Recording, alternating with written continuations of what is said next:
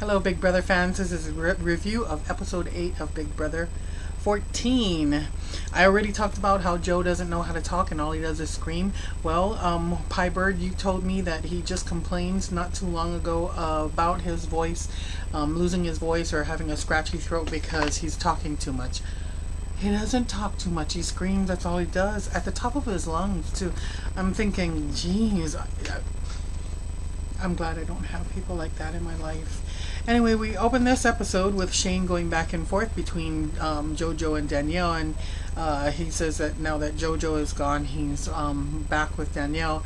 I don't know how good of an idea that is. However, it's not really a spoiler to tell you what he's talked about just recently, but he said that he's trying not to appear as if they're a couple because that doesn't bode well for them being seen as a showmance and being put up against one another. I think he realized that was the reason why he was thrown up against JoJo. Smart kid.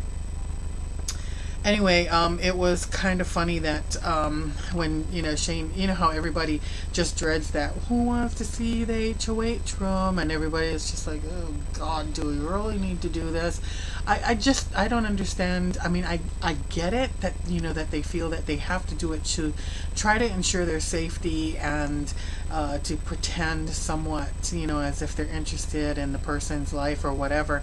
But when you're sitting in there and there's nothing but crickets going on, yeah, there's something wrong.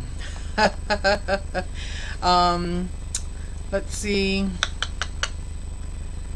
When they started talking about Boogie, Dan, Danielle, and Shane had a talk, and Frank's name continually came up as someone to be put up. But I'm sorry, that was Brittany that was in there. I'm sorry, I just wrote the initials. And this is the problem with doing the episode review a day late.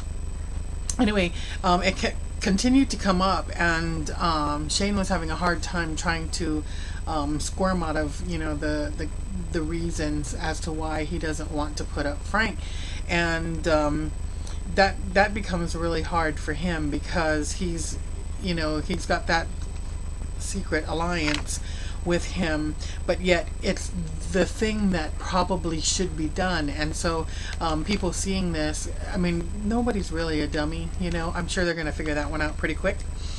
It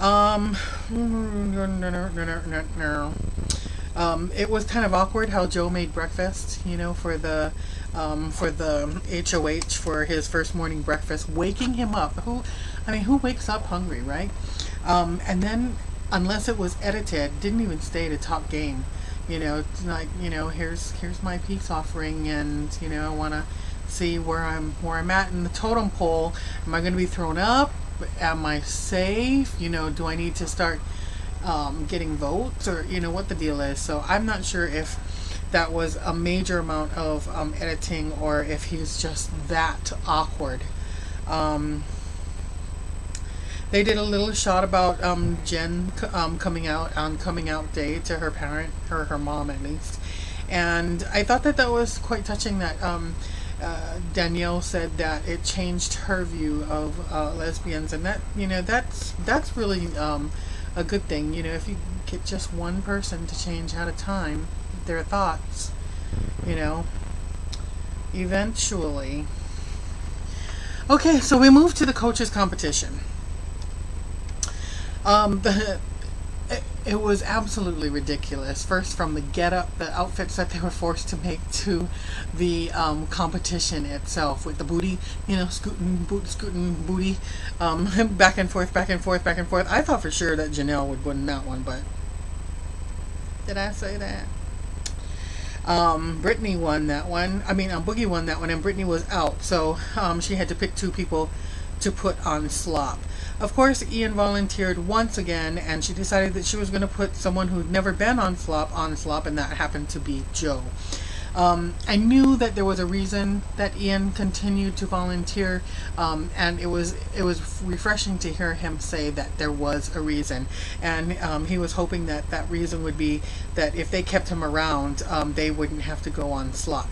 But I think a lot of it also has to do with the fact that eventually they're going to appreciate him for helping at least one person stay off, as well as just taking one for the team constantly, and if it doesn't seem to affect him, because he was really stoked about the pudding and pork rinds, and this week on cereal and salmon, so it doesn't seem so far, not yet, that America is hating on the people in the house, because they're continuing to give good food to the have-nots.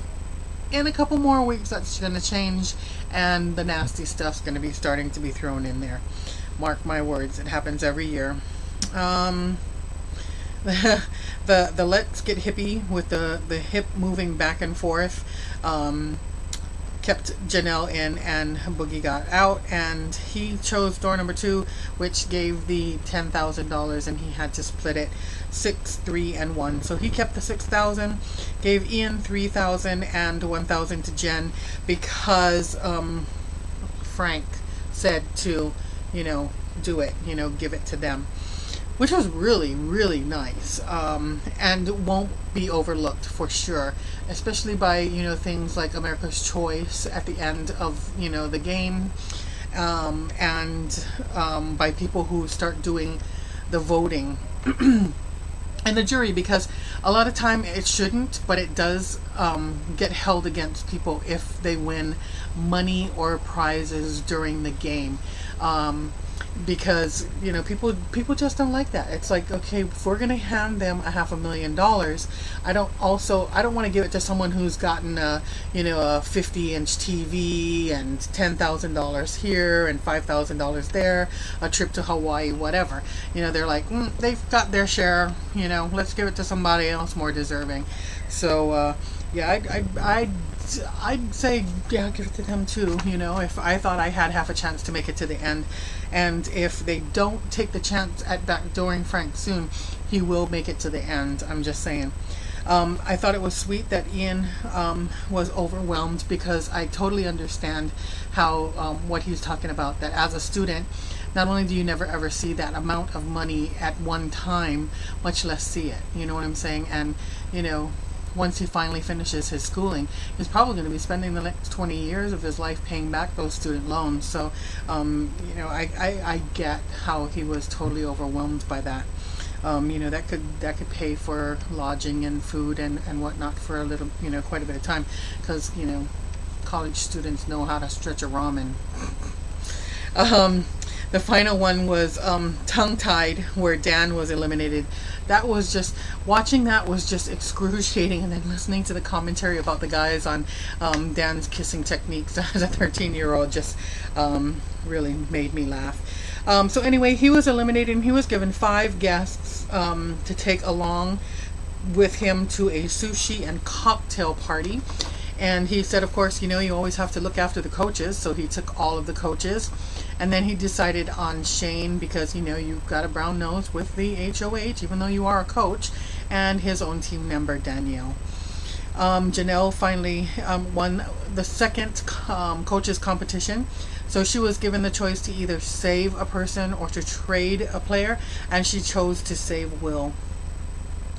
They're still voting, still have the voting open for America's vote as to whether the coaches should enter the game as players or not, and they will be announcing that on Thursday's live show. Now, there have been quite a few people speculating that regardless of what America decides, CBS is going to probably more than likely override, and I absolutely agree, the fact that even if people don't want the coaches in the game, they're going to throw them in there anyway. We have Willie that left, too early, and they do like to stretch the game out to, I think it's 13 weeks. So they're going to have to add somebody in. If they don't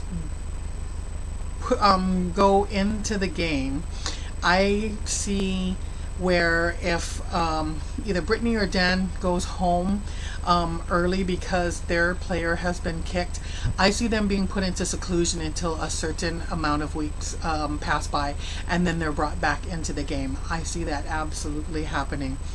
Again, mark my words. Like I said earlier, Cyril and Salmon was the choice, America's choice for the have-nots. Janelle had made one last-ditch attempt to try to team back up with Brittany. You know, saying that she didn't want to, you know, stick with Boogie because Boogie just ditched her, and you know, and this and this and that. That was kind of weird, you know, especially the way she just kind of dumped Brittany, and then now she just expects to just go back, and you know, it's like, oh, hi, remember us? You know, yeah, I wouldn't be very forgiving either. Brittany wanted to have one member each from Boogie and one from Janelle put up, but Shane wanted to put up 2 from Janelle's team. As we know, the nominations were held, and both of Janelle's, or both of Janelle's, the players that were able to be put up were put up. So Ashley and Joe were nominated. Let's see, his reasons were very interesting. That Janelle was the only coach not having ever had any one of her people nominated, so she can, and then also that they can get how it feels to be team members being pit against one another. That I absolutely agree with that. It must be a horrible feeling, you know, because you don't feel that you can really go out and campaign because the person's on your team, you know. And that can come back to haunt you, especially, you know, at the end when that person is on the jury or whatnot, right? Or if they happen to be on the jury, that is. They end with Janelle saying that she's going to try to save both of her players. And Joe, we end with Joe saying if it's the last thing he ever does, he's going to take Shane out of the game. And that's it for the episode review from Sunday evening. I will see you guys Wednesday. Bye.